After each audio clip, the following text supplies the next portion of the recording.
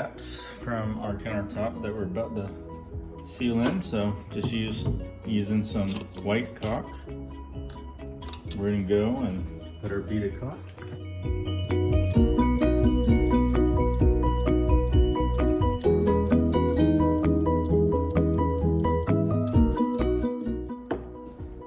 So that one's empty. In case you didn't know, caulk guns also have a little cutter here, so you can cut your nozzles.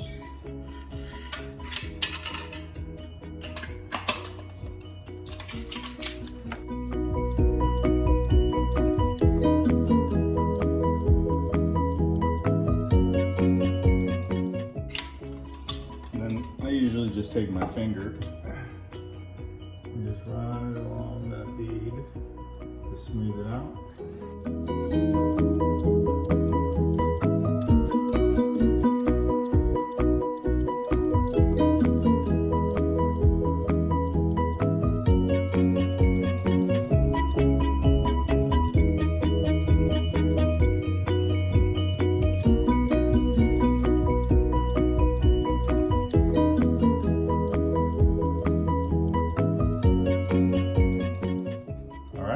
We got our nice bead of caulk all filled in. You can see all your gaps are now filled. We're gonna let that dry, and then I'm gonna put my final coat of paint on this countertop.